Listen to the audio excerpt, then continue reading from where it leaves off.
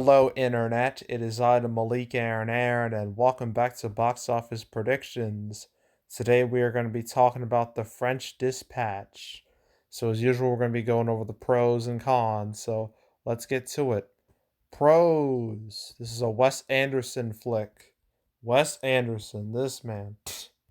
Like Edgar Wright, this man has a hardcore fan base. And although his movies, well, Edgar Wright has Baby Driver, which was a big hit, but Wes Anderson's never really had a, well, I guess he technically has with, well, I guess his biggest hit easily is Grand Budapest Hotel, but for the most part, his movies aren't super successful. They don't make a whole lot of money, but still, they usually get great reviews, great reception, they get strong followings. In movies like Royal Tenenbaums, Life Aquatic with, darn, I don't even know, Life Aquatic with Steve Zissou. I don't even know how to pronounce that. Main ones I recognize off the bat are Fantastic Mr. Fox. Love that movie to death. Moonrise Kingdom. Love that movie to death too. Grand Budapest Hotel, which is his biggest hit by far. And Isle of Dogs, which was his last movie. And all these movies have very strong reputations for the most part. And French Dispatch, being his next movie, obviously a lot of, cinema lovers are going to pay attention to this. And it seems that they already have been paying attention to this, judging by how it did last weekend. So, but anywho, yeah. It's Wes Anderson. He has a hardcore following. So that's an easy pro right there. So yeah, that's pro number one. Pro number two, this movie's actually expanding after opening in like 52 theaters last weekend. And in its opening, it opened quite well. Opened like 1.3 million in like 52 theaters. That's a per theater average of like nearly 26,000, which although was nowhere near as good as some of his other movies. I mean, let's just look at those really fast because they're quite impressive. I mean, I think Grand Budapest Hotel has an insane per theater average. Its per theater average was 200,000 in just four theaters. In 66, 55,000. That's wild. That's crazy. But obviously, this was back then where it was easy for, well, relatively easy for like art house films to do well. Nowadays, it's quite difficult. Like the only movies that really do well are big blockbuster fare. When it comes to like smaller movies, forget about it. And it seems like this movie has avoided that pitfall and is actually making some cash. Not a great bit of cash, but some cash nonetheless. So yeah, had a strong opening last weekend. So that only means good things for this weekend, even though it's Halloween weekend is still bad, and I'll cover that when we get to the cons, but still, having a good limited opening last weekend will only mean good things. Except sometimes it doesn't. I mean, I remember Steve Jobs that had a strong per theater average, and then when it went wide, it bombed hard, which breaks my heart because that movie was so good. But oh well. But yeah, last weekend, relative success, so I'll consider that a pro. Third pro reviews for this are pretty good. It's like it's 74%. Not one of Wes Anderson's best, but it is better than average. So at least when it comes to other movies that are out right now. So I would consider that a pro. I guess another pro is that the French Dispatch is just like so different from every movie out right now. it definitely is in a league of its own. So even with all the movies coming out this weekend, all the movies that are out now, I think this one will, just like Last Night in Soho, I think it will stand out more than others. So I would consider that another pro. Uh, okay, I think that's it with the pros. I guess the cast, because this is a Wes Anderson movie, so obviously we need a huge cast. And my God, does this movie have that? I mean, we got the usual suspects for Wes Anderson flicks: Bill Murray, Tilda Swinton, Adrian Brody, Owen Wilson, like frequent collaborators with Wes Anderson.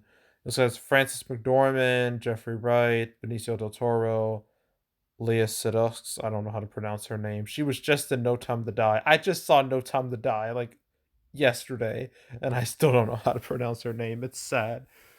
Timothy Chalamet, who has had quite a bit of success recently with the Dune movie, which is now getting a sequel. Praise the Lord. um, yeah, and there's also the supporting cast, which is quite expansive. Lieb Schreiber, Edward Norton, Willem Dafoe, Saoirse Ronan, Christoph Waltz, Jason Schwartzman. Yeah, just a huge cast of people, widely recognizable people, which is definitely going to help. So I would consider that a pro right there. Okay, now with the cons.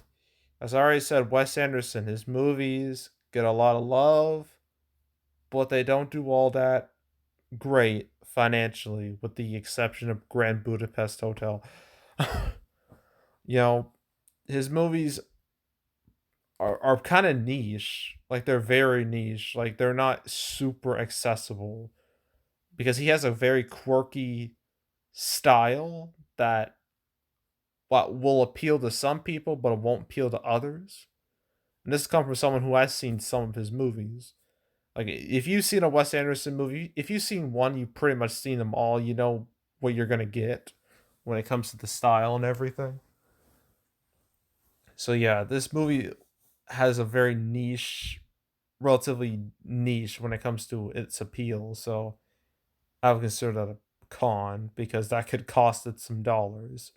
That's con number one. Con number two: Halloween weekend, terrible, bad time to release a movie.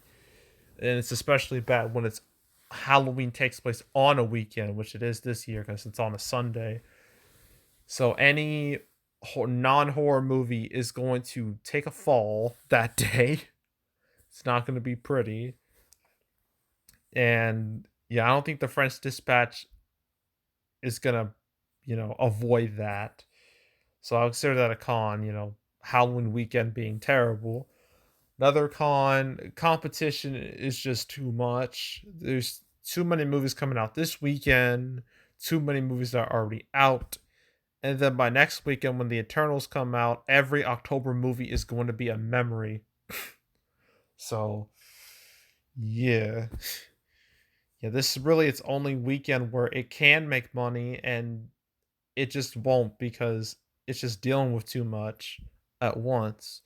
So, I would consider that a con. And also its theater count is quite low compared to others. I think it has the least amount of theaters.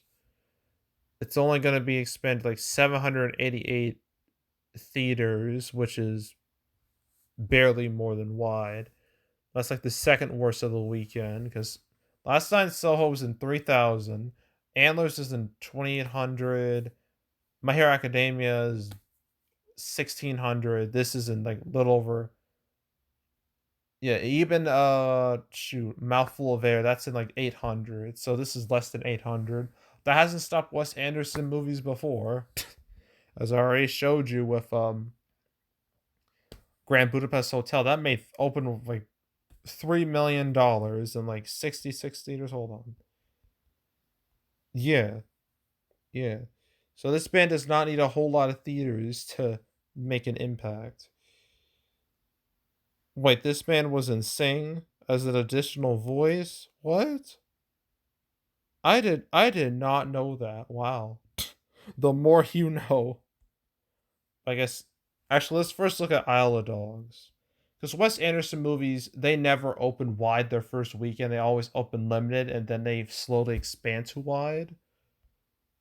So it's kind of hard to compare. But yeah, like Isle of Dogs made like 4.5 million in like 500 theaters, right? So that happened. That's Isle of Dogs. Grand Budapest Hotel, I already showed you how that did. Damn, like $8 million and like not even 1,000 theaters. Wow, 6 million, like 300. Wow, that's really good. That's insanely good. Yeah, those like his most recent movies, and then Moonrise Kingdom we can compare to that because I don't think that ever expanded like truly wide, so that might be a good comparison. Yeah, like nearly 5 million, like 800 theaters, 3 million, like 300 theaters. Like these aren't bad at all, not by any stretch. So yeah, now that I think about it, I think it will probably do well this weekend to some extent. But again, Halloween, competition, Eternals are all gonna be negatives. So yeah, let's just consider it a con, lack of theaters, even though Wes Anderson has proven in the past he doesn't need a whole lot of theaters to make money, but still, it's better to have more than less. So, opening weekend, I don't know, man. It opened with like 1.3 million, like 52 theaters. It has to do better than that this weekend. It has to, but I don't know by how much. I'm gonna be optimistic and say it will make $4 million. Actually, scratch that. It's gonna make between $3 to $4 million this weekend in like 700 something theaters. So 3 to 4 million this weekend total.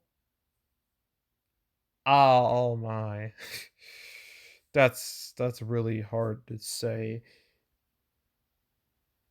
20 million maybe because Wes Anderson movies definitely have legs. They definitely can play out for a long period of time. I mean, November isn't that steep when it comes to movies, so it might do okay, but I don't know, man. I think it'll probably make between less than 20. That's that's all I can do. Less than 20. I can't go any higher than 20. And then I'll be it.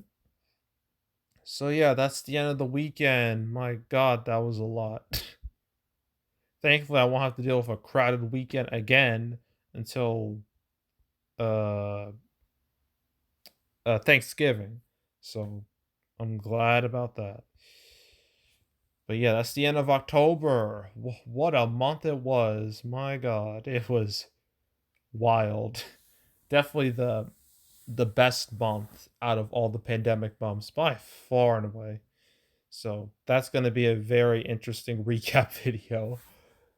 But yeah, anywho, yeah, that's it. That's all. Make sure to subscribe, like this video, leave a comment, turn notifications, share the whole drill. Want to check out more videos like this? Got a playlist on the homepage. I've never covered a Wes Anderson movie before, so I don't have any of his movies prior to that. I guess if you want to watch any of the past prediction videos I made this weekend or the past month or year, you can go right ahead.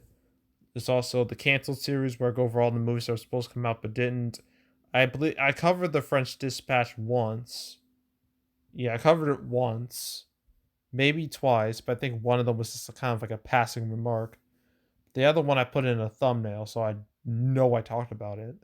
But if you want to search for those, um, you can go right ahead. Plus, watch all all 85 episodes. That way, you're up to date on everything. And as for recaps, October recap will come out first week of November, so stay tuned for that. But if you want to watch any of the past recap videos I made, you can go right ahead.